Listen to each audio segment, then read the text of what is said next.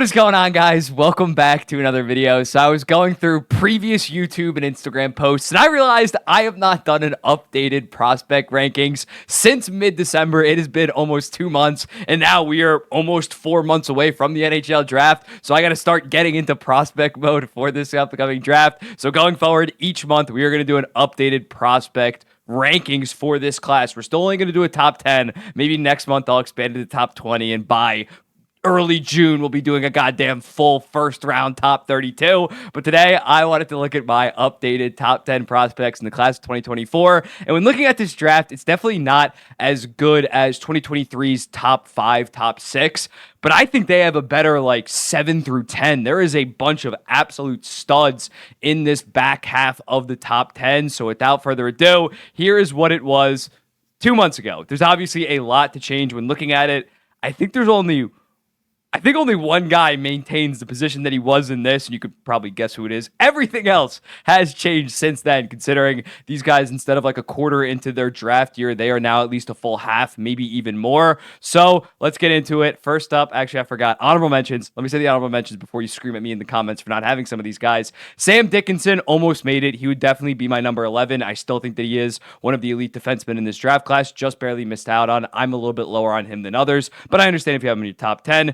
TJ Ginla, I got to watch him more in depth, considering he really burst onto the scene this year, and I didn't really watch him this summer at all. Michael Brandt knee guard, had a very good World Juniors, just barely missed out, as well as Liam Greentree. Those guys would probably be my 11 through 14, as well as some other names you can throw in there. But at number 10, without further ado, I have Zeev Boyum. He is obviously having a legendary freshman year at the University of Denver. Right now, he has 34 points in 26 games, which is by far the most of a freshman, and considering that he's in his draft year compared to a Lane Hudson or Brian Leach that are also at the top for freshman seasons. That was their draft year +1. When looking at it, I do think the points production is a little bit misleading when you look at his point share compared to teams' overall goals. Denver is an absolute wagon. They don't play in the Hockey East or the Big Ten. They play in a far easier conference. So it is a little bit he's running it up, getting some easy points against worse competition, but still fantastic. He is fantastic. He showed at the World Juniors that he can play with the big boys. He can play against elite competition. Ended up having 5 points in 7 games. Wasn't their number one defenseman, obviously, but looked the part. Looked well. Looked like an 18, 19, 20-year-old in that tournament. I was very impressed. And when looking at him offensively, he's not just this power play merchant. He very much picks his spots. He doesn't play aggressive, out of control hockey. He knows when to strike, and he can do that very well in terms of his lateral movements at the blue line. He can absolutely put defenders, just absolutely expose defenders on that blue line. He's very efficient from that position. So when looking at Zeev Boyum, I think he has the makings of a potential number 1. I'm not sure he's ever going to be a two-way top 15 Norris caliber guy, but I think if you're picking in that 8 to 12 range and you're lacking that offensive force with your defense core, Zeev Boyum makes a lot of sense. I just like some of the defensemen in terms of maybe more offensive potential or maybe just potential in general ahead of him. At number 9, Berkly Cadden. Berkly Cadden, I kind of feel bad for because he is having a fantastic season this year. He has 82 points in 49 games, which is the second most by a WHL in terms of points per game draft eligible WHL player in the past 5 years. Only Connor Bedard has more. He's even outpacing a guy like Zach Benson. So when looking at him, he's an extremely smart player, great playmaker, can play a solid two-way game when he actually cares. I just think in terms of potential, he's a little bit undersized. There's a lot of guys that have more potential than a Berkly Cadden. I think it's going to be a case, if he falls out of the top 10, I think that's absolutely ridiculous. I would no doubt take a top 10 pick on him. I think he could end up being a Zach Benson, where teams go with the more shiny toy in the top 10, that he might even fall outside of the top 10, like a Zach Benson who ended up going 13th overall. But overall, if you already have your franchise center or an elite franchise winger that's young, I think getting a Berkly Cadden, that is going to be a fantastic 1-2 punch with that. If you're lacking that franchise player right now in terms of a forward, you maybe go for one of those shiny toys over a Berkly Cadden, but he should not fall out of the top 10 considering the teams that will be picking there. Most of them probably will already have their future guy, so I have him at number 9, but I wouldn't hate taking the 7th or 8th overall pick. I would not hate someone taking Berkly Cadden with that selection. At number 8, I got Anton Silyev. not a divisive prospect, but definitely has emerged this season in the KHL. Not a lot of eyeballs on him. He starts out with like 6 points in 8 games in the KHL. Since then, now he only has 11 points in 57 games. Some people have him in the top 3. I still think that he is a little bit of a project.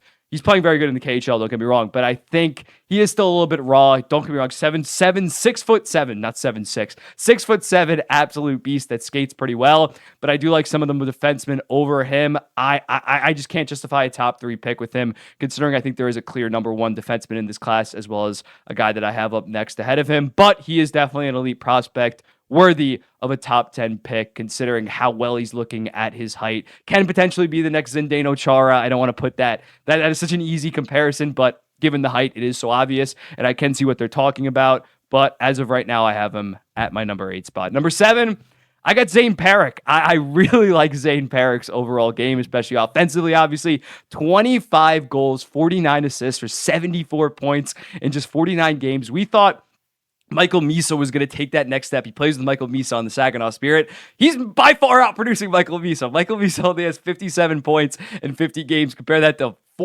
75 and 49. He is, I don't want to call him the next Cale Makar, but he is similar in that sense where he is just such an aggressive, fantastic offensive defenseman with an amazing shot, set the 17-year-old or 16-year-old record for the goals by a defenseman. Probably going to do that yet again in this season. I think he passed Drew Doughty's goddamn record last year. So when looking at him, I just think with the way the NHL is trending, he perfectly fits. And considering he is such a good skater, I don't think he's going to have a ton of defensive problems at the next level after his first couple seasons. He's going to adjust similarly to like a Quinn Hughes. So I think Zane Parik has all the makings of an elite 65 plus point, 20 plus goal or 15 plus goal. 20 goals hard. Only like Cale Makar can do that on a consistent basis, but he can consistently give you, let me do some math, 17 goals and let's say 50 assists. I could easily see him end up being that. And if your team needs that fantastic number 1 defenseman and you're picking between 5th and 7th overall, I definitely understand taking Zane Parik. At number 6, Caden Lindstrom, another guy that has a shit ton of potential. 27 goals, 46 points in 32 games for the Medicine Hat Tigers right now. I understand why, unlike Silyev, I understand why Lindstrom is a top 3 guy in some people's minds. He is 6'5". He's all of 6'4", 6'5". Fantastically skilled player, great goal scorer. He does kind of look like a Quinton Byfield 2.0 and can end up being that franchise 40 and 40 kind of guy, similar to what we thought Tage Thompson was going to be on a consistent basis. I still think he probably will be that, but I just haven't seen quite enough, considering he is kind of a late bloomer in terms of this year. I got to watch him more in depth before I put him in my top 5. I think he definitely has the potential. He's also playing with Gavin McKenna right now, who is fantastic. He's going to be the 2026 first overall pick. It looks all but locked up. So it's going to be very interesting to see once I watch him more in depth to see if it's him generating all the offense, if it's maybe a share of other guys on the Medicine Hat Tigers, because they have another guy that's expected to go in the top 50 this year. But Caden Lindstrom, in terms of potential, I think he probably does have a top 3 potential in this entire draft. I'm not saying there's a massive gap between him and the guy that I have at 3rd overall. Not at all. Basically, from 3rd to 6th overall, it's all pretty interchangeable. I would honestly throw Zane Parik in that mix. So I understand the hype between Caden Lindstrom. I'm just a little bit low on him until I really, really dive into his games, which I'm obviously very excited to do. At number 5, Cole Eiserman. I understand the criticism with Cole Eiserman. You saw he was up until recently like the consensus 2nd or 3rd. I had him back at 4th 2 months ago. I obviously have him dropping yet again another spot. I understand the criticism of Cole Eiserman. Doesn't play a lot of defense, not a fantastic play driver or a passer. But when looking at him, what does he do the best? He's a natural-born goal scorer. What is the most important thing in the game of hockey? It's scoring goals. So although he might not be a top 3 pick, in my opinion, in terms of being your franchise player, your franchise superstar, I think a team selecting between 4 and 6 that maybe already has that franchise center, you are salivating out the mouth to partner a guy like Cole Eiserman. If he has good center play around him, this guy should easily be scoring 35 goals at the next level. Yes, he might not end up being a complete all-star top 25 player in the entire NHL, but at 5th overall, to get a guy that can give you 35 35 goals, 30 assists, good first liner. You 1000% take that, and he has legitimate 45, 50 goal potential. So I have him at 5th overall. 4th overall, I'm still high on Constantine Helenius. I know he didn't have the best World Juniors, but if you actually watch the game, I watched like basically every one of his games. He started out slow, and I was really concerned the first 2 games, but he started to pick it up. Yes, the goals weren't there, but I thought especially in the quarterfinal game, as well as the final, as well as the bronze final game, he started to look much better. And when looking at him, just such a fantastic two-way player. When I describe Constantine Helenius, I would say there's a 10% chance that he ends up being a top 3 player in this draft, which I know, considering I'm at 4th, that's scary. But I think there's like a 90 to 95% chance that he's going to end up being a top 10 player in this draft. If that makes any sense. He has such a high floor given what I saw him do in Finland, what I saw at the World Juniors. I just think at worst, this guy's going to be a 55 to 60 point solid second liner. I shouldn't have had him 2nd overall 2 months ago. That was maybe a little bit too much glazing. But looking at what he's doing in Finnish pros right now, I just can't really see him busting to the degree that I could see a Cole Eiserman busting. I could see a Caden Lindstrom busting. Those guys are very high ceiling, not that high of floors. I think Constantine Helenius is getting underrated when it looks like his track record of dominating against men in Finland. He's definitely going to take a year or 2 to build up. He's not the tallest, most stocky guy ever, but I think once he makes that jump, I'm not going to say he's going to be the next Hintz or Aho in terms of a two-way guy, but I think he's going to be a very reliable second line center at worst.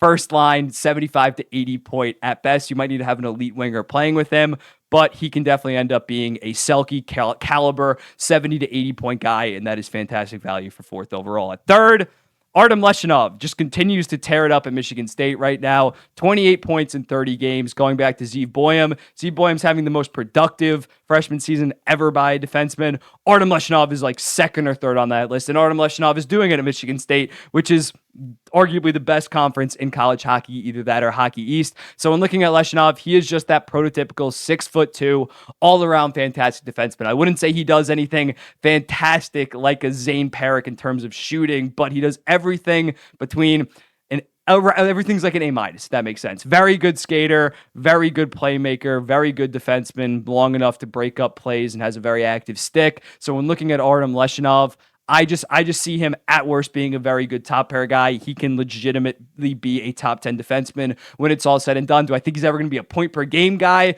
Probably not, but he can be a 60-ish point, fantastic, very good defensive guy. So I think Artem Leshinov is pretty clearly, in my opinion, the number 1 defenseman in this year's class. Maybe if I watch Parik, or maybe if I fall in love with Silyev in the next 4 months, he can maybe jump them. But considering what I saw him do at the USHL to now what he's doing at college against elite competition, he's my number 1 defenseman pretty easily. At number 2, I think it's pretty set in stone at this point. Ivan Demidov.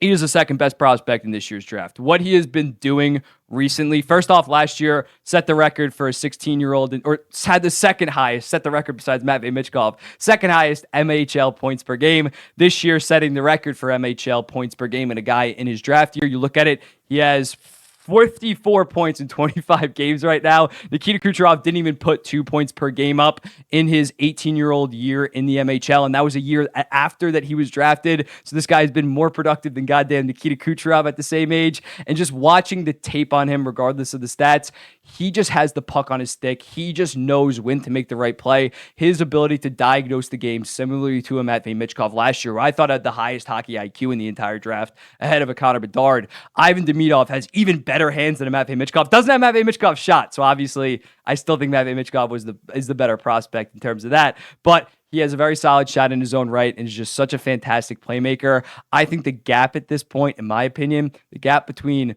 Demidov and, spoiler alert, I have Celebrini at first. You don't have to wait for that big reveal. The gap between Celebrini and Demidov is smaller than the gap between Demidov and Leshinov, if that makes sense. I think Demidov goes 1st overall in 2022, goes 1st overall in 2021. Probably not 2020, but you get the point. He is a very, very good talent. Not as good as Michkov. Probably not as good as Carlson or Fantilli, but in his own right, he is a very elite prospect. And that lastly, I have Macklin Celebrini at 1st overall. 22 goals, 19 assists, 41 points in 25 college games playing in Boston University. It's a slightly lower, I've talked about this before, it's a slightly lower point per game pace than an Adam Fantilli, but when looking at it, he's 8 months younger than an Adam Fantilli, around the same pace as a Jack Eichel, and he really just does it all. He's a fantastic shot. You watch his one-timer in Boston University, he can just absolutely clap it. In terms of the World Juniors, he looked like the best player of the entire tournament, in my opinion. Yes, Canada did end up getting eliminated early, but it was not his fault at all, as everybody else has played like shit. He was dangerous as shit. He does kind of play like a Jack Eichel, very smoothly enters the zone and is an absolute threat to either drop off a dime or rip one home. So in looking at Matt Celebrini at the next level, I think bare minimum, he's going to be a 65 to 70 point solid offensive center. If everything pans out, he could be a 100-point Hart contender. I don't think he's going to be a consistent Hart contender like a Connor Bedard, but he can end up being a top 10 player in the entire NHL. I don't think that that's surprising. And you look at his track record, USHL last year set the 17U points record ever. If you go by NHL expected, he is putting up already fantastic numbers that basically make him bust proof. So I think Matt Celebrini right now still is that number one. Let's run through it again. Zeev Boyum, 10. Berkeley Cadden, 9. Anton Silyev, 8. Zane Parik, 7. Caden Lindstrom, 6. Cole Eiserman, 5. Konsta Helenius, 4. Artem Leshinov, 3. Ivan Demidov, 2. Matt Celebrini, 1. Let me know in the comments, what do you think? Who would you move up? Who would you move down? Who would you yeet out? Who would you put in? And I'll be seeing you in the next one.